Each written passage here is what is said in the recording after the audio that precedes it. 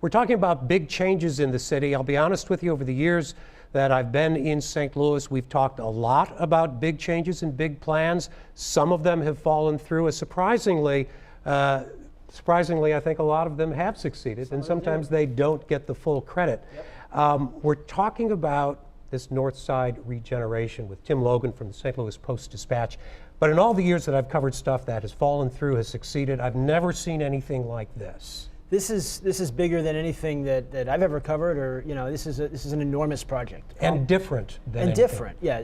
Paul McKee, developer of a long time around here, wants to remake 2 square miles of North St. Louis, north of downtown. It's a project that's hard to put numbers on because it's so big, but he's talking about tens of thousands of new houses and maybe $8 billion worth of development over 1,500 square miles over 20 miles over 20 years. Yeah, I mean, acres, huge stuff. Now, a lot of the coverage, it began as what's going on, who's behind it. Then there were the legal battles, the political battles. But at this point, we're really talking about something happening, right? Hopefully. This spring, this summer, McKee says he wants to start street work on Jefferson Avenue and on Cass Avenue and start development here. Finally. Yeah, so we should be looking at that. I think one of the reasons there's so much talk about this is because we're not really talking about a project in an area. We're talking about lots of projects in lots of areas. And when we went up there, I think that's why we found so many people with so many more questions than answers at this point. What does he own around here? Around here, he owns that property, and he owns the property behind. Right here, he owns that. Right there, he's just bought. Right down there, he's just bought. Behind, we own that lot except for... Paul McKee doesn't own everything in his North Side regeneration area, but he's just about everybody's neighbor. The question is, how good of a neighbor is he going to be? So I want to know what's going to happen there. And I don't know that he knows at this point. This project is so big, it covers so much ground. He spent years secretly buying pieces of property, that's often the way big developers work, and assembled a lot of land before people began to realize that somebody was up to something big. The somebody was Paul McKee, a successful suburban developer.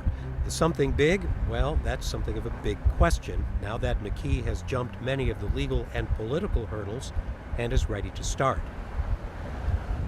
If you're looking for something to happen soon, look to the new Stan Musial Veterans Bridge, where it lands in the city just north of downtown.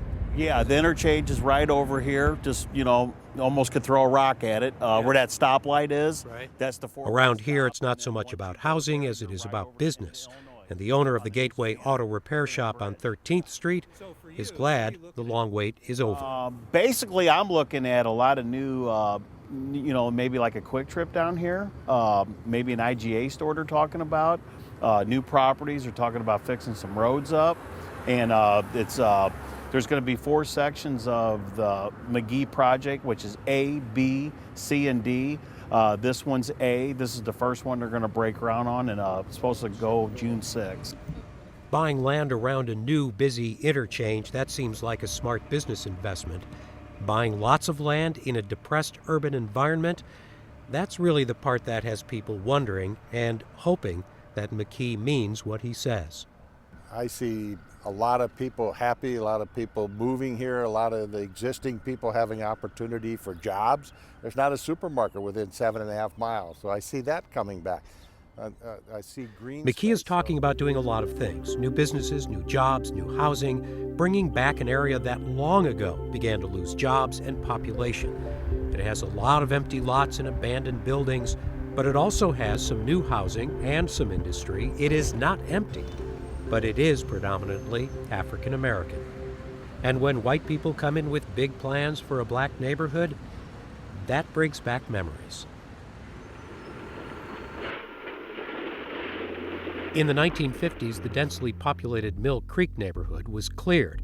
People were relocated for commercial and industrial development that just didn't happen as promised. And while there are a lot of important ways that this is not the same story, it still makes a lot of people uneasy. I grew up in Mill Creek. My family grew up in Mill Creek. We have a long history. Lois Connolly is the founder and director of the Griot Museum of Black History on St. Louis Avenue. So the talk of what Paul McKee would like to do here, how did you first react when you heard what was going on? Actually, with mixed emotions, because I've had some experiences both as being moved out of a neighborhood, out of a community because of a redevelopment project, and also working for a developer. I can't be angry at him or any developer who wants to make the area better. We look at that burned out building over there. Good Lord, it needs to come down. But next to it are people who live in those houses That's a who beautiful have been house. there for years. Yeah. And yeah. so what happens to those people? And I'm sure there's some concern on their part. You feel a little less intimidated if you're a part of the process and you have some input. Yeah. But when people just sort of feed it to you and you have no decision making, it's a little harder to swallow. McKee has met with community members since the plan became public. He says he's working with and in the interests of the people who live here. But there are really lots of areas involved and lots of interests. Some people, for example, want to know if and when McKee will save the historic Clemens House. Something will have to be done soon if it's not already too late. But this is a long-term project, longer than the 10 years it took to assemble all the land. And a lot of the early work will focus on infrastructure, which means that change won't look much like change, except in a few places, like the New Bridge interchange north of downtown. Most of the businesses I'm talking to, they're happy the north side's getting rebuilt. You know, there was like a tunnel over here that's already gotten filled up. The neighborhood, I've been on here 25 years, it is so much better than it used to be, and it's just getting better and better as it goes. That's what I see. Now, Paul McKee had agreed earlier to be our first guest tonight. He had to cancel. I hope we can reschedule him for another show. The point is, people might be wondering, well, he's ducking us, but I don't think, from what I've been seeing, Paul McKee is ducking anybody anymore. No, he was definitely doing this behind closed doors for a long time, but for the last 4 years or so, he's been pretty open. He's done his share of trips to City Hall and public hearings, and he's done a lot of meetings in the community. There's still people who have a lot of questions, though, so he has a lot of work to do ahead as far as public outreach. Well, what are the questions you're most commonly hearing? What does he want to do to our neighborhood? Yeah, I mean, sure. as you said in the piece, this is not an empty place. There are thousands of people who live here, and there's still a lot of uncertainty about what this is going to mean for them. Yeah, and again, the history here, and I think in a lot of other cities, has been pretty clear. People feel they're going to be pushed out. Let's talk a little bit, and we can talk about this with some of the other folks, but people have asked for guarantees and promises about you won't push people out. Yep. There won't be mass dislocation, relocation. Can he live up to those promises? I think he has to. If he does any sort of eminent domain or removal of residents in any large scale, he's going to get killed in public opinion, because he said that over and over and over again, that he wants everybody who's there to stay. And there's no, as of now in the development agreement, there's no eminent domain on homeowners. So those things, there are protections in there. And yeah, that could get undone later, but it would be a loud thing if that happened. So let me ask, and this is the thing that I was wondering, and I was going to ask Paul McKee, what's the business plan here? I mean, there's a big investment, there's a lot of money at stake, there's a lot of TIF money at stake going into this. How is this supposed to pay off? I don't mean for us in the community, I mean for him. And there is a lot of public money, there's also a lot of private money in this, a lot of McKee's money and his investors. I think this pays off basically by McKee accumulating decent-sized chunks of ground all over this area and selling it off to partners. Now, those partners could be somebody who wants to build an office building. They could be somebody who wants to build a gas station. They could be somebody who wants to build several blocks worth of new housing. He's assembling land in developable chunks. He's improving the infrastructure around it, and then he's going to partner or sell, or do himself, but largely partner and sell with other entities. That's what he's always said.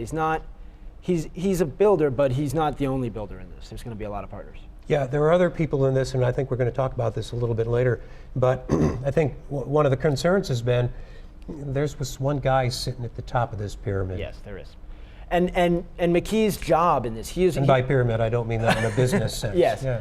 No, I mean, he's sort of the master developer in this. It's his job to create the environment in which this more stuff can happen. That's how he sees it anyways. Other people would disagree with that approach, but that's how he sees it. He's the guy who's going to take all the hits. He's going to clear the ground. He's going to create the political environment, the economic environment, the infrastructure environment for development to happen in these neighborhoods. But yeah, he's the guy at the top of the pyramid. So I know you're not a psychologist, but you got to wonder what's behind this. This is a guy who did very well in suburban development. Yep. could have probably continued to do well, doing what he knew how to do. Do you get a sense of what drives him to do this particular project when there are probably easier projects to do? That's an interesting question. He's not a young man, and he's spent 10 years on this already, and it's not even begun yet.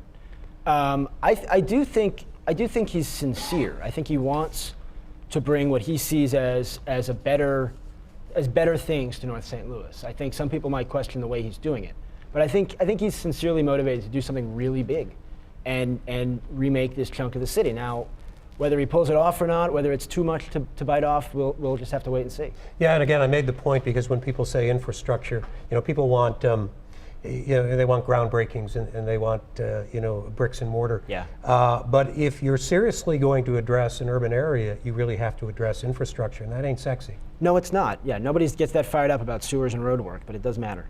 But is the step? I know he's talked about the bridge, some of the Yep. stuff by the Yep. bridge, which again, that's an intersection. Right. It's a good place to go. He's talked about Jefferson and Cass. The 21st Street, 22nd Street, 22nd Street interchange. Yep. which is another interesting part of this because now we're funneling You things. see a into- triangle there, don't you? Yeah.